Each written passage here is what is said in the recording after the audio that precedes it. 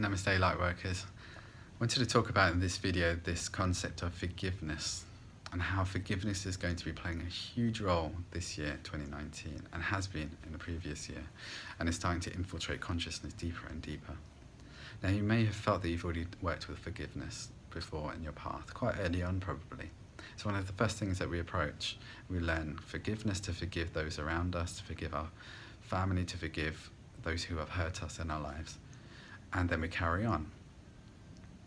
And yet, it seems quite simple when you first think about it. And then we realize, hang on, forgiveness isn't that simple. The person that I thought I forgave, I now still have problems with. And so we go back and revisit, and we work with it, and then we forget about it again, and we revisit, and so on. Yet we're now coming to a time of understanding forgiveness on a multidimensional perspective, where we start to appreciate that it isn't even about this other person. It isn't even about letting go so that we can let go of the burden. It's even more than that. Your identity is directly related to how you react and respond to the experiences that you have in your life. This is your identity framework, who you say you are to the universe, and how you refract your light, your source light, through the prism of your personality matrix into the world to create, reflect, and attract what it is that you're calling into your being, to reflect who you are. And so the stories that we have in our life is what creates the personality matrix. The stories that you have with other people, the dynamics that you have with others, aren't just about you holding on to a pain that you can't let go of. It actually isn't to do with that person at all and how much they've hurt. It's actually to do with a story that we are too devoted to and holding on to, that allow us to remain in a certain, to refract a certain color, let's call it. A certain color to our universe, which allows us to experience life in a certain way. And what happens is, after a while, we say, hang on, this isn't serving me. I want to grow. I want to attract more abundance. I want this. And then we don't understand how this abundance, this this area of our life could be anything related to that part over there. Yet it is all interconnected and all related. Abundance, for example, here's a great example. Abundance, money. Our relationship with money has a direct relationship with our relationship with people. The issues that we have with certain people and are holding on to in our lives reflect a story that we have made up that says something about ourselves. We say, you have hurt me here. This has created a story of how I am about myself and how I see the world. This actually prevents me from receiving much because I'm closing down a bit. I'm closing down my heart. That's what pain does. When I close down my heart, I close down my field, I close down from receiving. I close down from that energy exchange from the universe. And so I'm also closing down from that energy exchange from my current state of where I need, what I'm looking for in terms of receiving, in terms of opening up. Why can't I meet other people? Why can't I attract this? Yet there is a personality matrix that is closed and holding on to a story that is filtering your light from even reaching the outside. And so what happens is we've told ourselves over time that it is about the story, it is about the painful situation. Yet actually the original reason why we created even that painful situation has to do with that limiting story that we wanted to create to meet an inner idea of who we think we are. Get your head around that for a moment. So this inner idea of who you think you are, we all have a limiting idea of that, and it grows throughout our life. We all have a certain idea of who we are. And in order for that to be met, it has to create experiences in order to validate it. Now, you may say that the first experience in your life surely was the one that created that.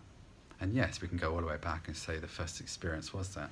Yet that also emanates from a birth contract of what we've decided to initiate in our life with the souls that we've designed to bring in.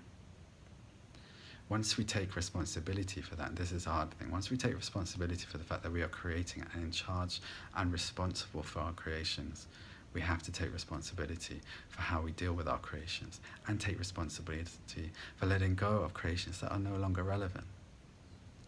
And so once we start to understand forgiveness in this way, we start to realize that a lot of the things that we're working on, if you're working with money and working with your self-worth continuously, you may be missing a big area here, which may be, yes, you can work on your self-worth, but what about these other areas which may be closed and unconsciously are preventing you from looking at it? Because that saboteur, you could call it saboteur, but really it's reinforcing the old story.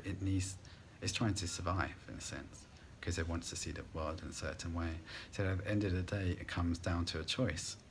It comes down to a choice of choosing, how much does this weigh up? Do I really want this new life that I'm looking for, with this abundance, with these open connections, with all of these things that I'm looking for?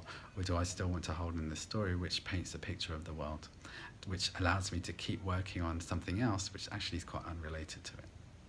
And this is how we get caught up in growth traps, healing traps. We can heal stuff for years, decades, and not actually move anywhere.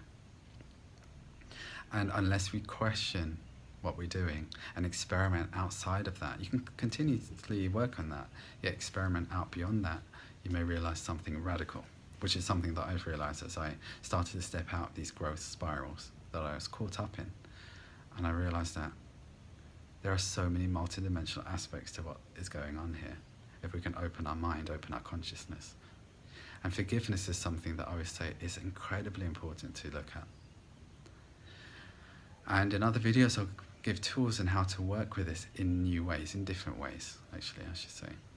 And as you start to work with that, us really starting to tap into what is going on within me. What am I really feeling around this? What story can I not let go around? Why am I so afraid of this new story? And this is why I love working with stories, because we realize that our life is a story. It's an amalgamation of many stories. And as you start to question the narrative, your own story line, you start to create your own new storyline.